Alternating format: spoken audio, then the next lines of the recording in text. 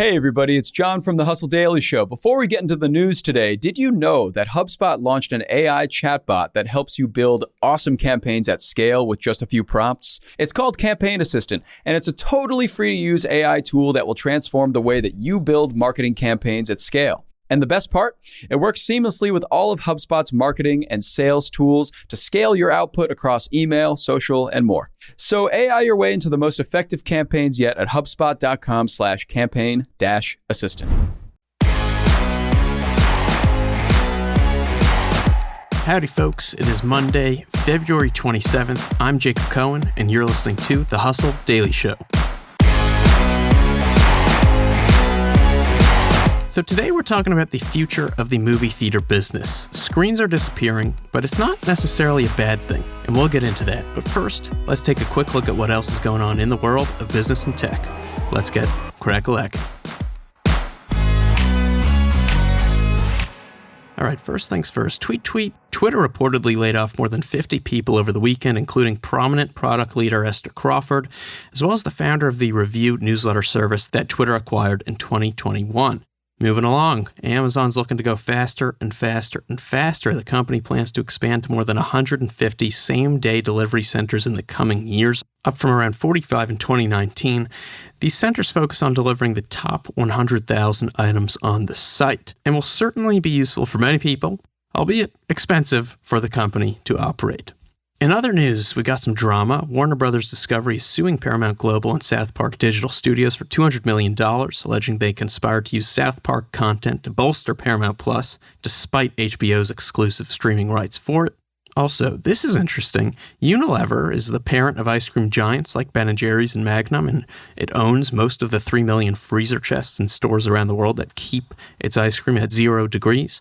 These chests, though, make up around 10% of the company's carbon footprint, and now it's testing product performance at 10 degrees Fahrenheit, which would reduce emission by 20 to 30%. Also, we've got some interesting numbers out from the Financial Times. Last year, more than $200 million in cryptocurrency was raised for pro-Ukraine causes, and of that, more than $80 million was distributed directly to the Ukrainian government.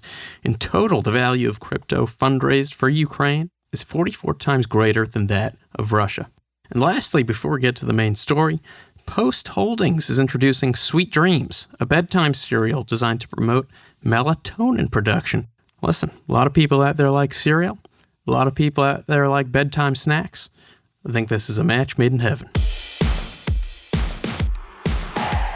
All right, so like I said earlier, movie theater screens are kind of disappearing. The 30-screen megaplex we've come to know and love is kind of on the way out, and smaller theaters, something like 12 to 16 screens, are on the way in. Now, this might sound kind of bad, but it's not necessarily a bad thing. The reason this is happening, of course, is because we can now watch almost anything we want at home in our pajamas. And consumers need more of an incentive than just mediocre popcorn or $6 Coke to make their way into the big screen. So the next question is, what are theaters doing to address this and pull people in? And what are these smaller theaters looking like? So at many theaters, you're starting to see more features like better sound and visuals, comfier seating, elevated food menus, and even cocktails. And another thing theaters are trying out is identifying successful programming that draws people into the theater that's not just a $200 million action blockbuster with Dwayne "The Rock" Johnson. Rather, they're looking for things that are just social or fun, which are great ways to get people in. For some examples, one Chicago area theater is building a super EMX auditorium that features a 96-foot wide screen and heated recliners. I'm not sure if the heating is necessary, but it sounds neat. We've also got Warehouse Cinemas, which sold almost 1,400 $5 tickets to a pajamas and popcorn screening for 1988's The Land Before Time. There was another theater that held a Magic Mike screening with scantily clad butlers serving Prosecco. How about that? Meanwhile, Secret Cinema, which is known for its immersive screenings, was acquired last year for more than $100 million by Today Tix groups to expand their offerings. And Alamo Drafthouse's Cocaine Bear Party featured an agility course and themed food. And by the way, this past weekend, Cocaine Bear earned a $28.4 million opening on a $35 million budget, which was considered an awesome success. Long story short, in 2022, 15% of domestic ticket sales were for premium screenings, and it's only set to rise. The interesting thing is it's kind of like malls. In trying to compete with online shopping or media, adding elevated food or experiential shop-attainment offerings doesn't always help, but it can help a lot. Data tracking service Placer AI found visits to a Pennsylvania mall in 2021 increased more than 30% compared to 2018 after it turned a Sears into a casino, for instance. Now, of course, you don't want to take immersive experiences too literally. A recent 25th anniversary screening of Titanic in Rio de Janeiro went viral after the theater flooded during the screening. It was obviously completely unintentional and probably a little messy, but honestly, sounds like a solid idea. Theaters, take note. And bada bing, bada boom. That's going to do it for us today, folks. Thanks for tuning in to the Hustle Daily Show. We're a proud part of the HubSpot Podcast Network. Our editor today is Ezra Trupiano.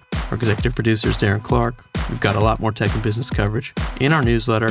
If you're not subscribed, you can sign up at thehustle.co/email. Hope you have a great start to the week, a great Monday. We'll catch you tomorrow.